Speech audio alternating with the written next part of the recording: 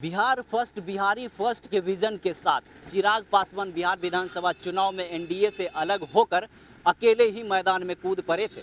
143 सीटों पर अपनी दावेदारी पेश करते हुए लोजपा ने बिहार विधानसभा चुनाव में कदम रखा, वो भी अकेले एनडीए से अलग होकर। चिराग पासवान लगातार अपनी सभाओं में ये कहते हुए नजर आते थे कि आने वाले 10 तारीख को एनडीए से अलग होने के बाद एलजेपी और बीजेपी मिलकर सत्ता बनाएगी, यानी कि बिहार के सत्ता पर बीजेपी और एलजेपी की दावेदारी होगी। ऐसा चिराग पासवान अपनी तमाम सभाओं में कहते नजर आ रहे थे। Bihar first Bihari first vision के साथ उनको ये उम्मीद था कि वो बिहारियों को लुभाने में कामयाब हो जाएंगे। लेकिन सुबह से अभी तक जितने भी रुझान आ रहे हैं उसमें एनडीए तो आगे चल रही है, लेकिन लोजपा अभी तक सिर्फ 2 सीटों पर ही अपनी बढ़त के साथ आगे बढ़ रही है। फिलहाल हम तस्वीरें आपको दिखा रहे हैं लोजपा के कार्यालय की, जहां पर इस वक्त बिल्कुल सन्नाटा पसरा हुआ है। एक भी कार्यकर्ता, एक भी नेता यहां नजर नहीं आ रहे हैं। चिराग पासवान के लिए ये चुनाव का समय काफ़ी दुख का भी समय रहा, क्योंकि उनके पिताजी यानी कि लोजपा के पूरी तरह से ये कह सकते हैं कि लोजपा के जो कार्यकर्ता धर्ता थे रामविलास पासवान,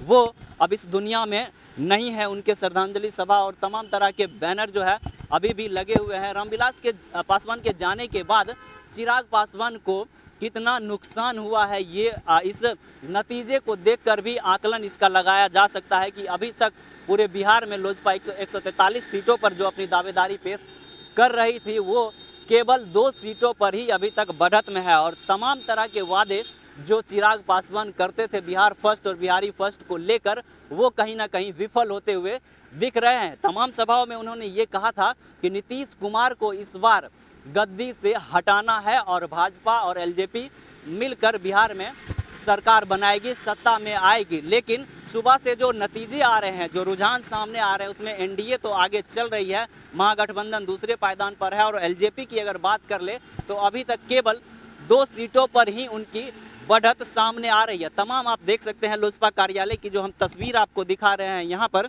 एक भी कार्यकर्ता की अगर हम बात कर ले तो कोई यहाँ पर मौजूद नहीं है, एक भी नेता मौजूद नहीं है। पूरा परिसर जो है वो बिल्कुल सन्नाटा भरा हुआ है। सिर्फ बिहार फर्स्ट बिहारी फर्स्ट के तमाम बैनर, पोस्टर और रामविलास पासवान के श्रद्धांजलि सभा के पोस्टर्स की बात कर ले जाए तो इसके अलावा यहाँ पर कुछ खास दिखाई देता नहीं नजर आ रहा है। जो चहलकदमी पहले हुआ करती थी सीटों को बंटवारों को लेकर, और चुनाव से ठीक पहले की जो यहाँ का माहौल था वो काफ़ी खुशहाली भरा माहौल था, लेकिन फिलहाल सन्नाटा पसरा हुआ है एलजेपी के ऑफिस में। और एक तरह से ये कहा जा सकता है कि चिराग पासवान पूरी तरह से विफल रहे बिहार फर्स्ट और बिहारी फर्स्ट के विजन के साथ बिहारियों को लुभाने में। अब देखने वाली बात ये होगी, रात तक पता चलेगी कि बिहार की सत्ता किसके हाथों में जाती है और कौन इसका राजा बनता है। तमाम अपडेट्स सबसे पहले आप तक पहुंचाता रहेगा रिपब्लिकन न्यूज़। बने रहे हमारे साथ। अभी के लिए फिलहाल इतना ही, नमस्कार। रिपब्लिकन न्यूज़ से जुड़ने के लिए सब्सक्राइब बटन दबाकर चैनल को सब्सक्राइब करें।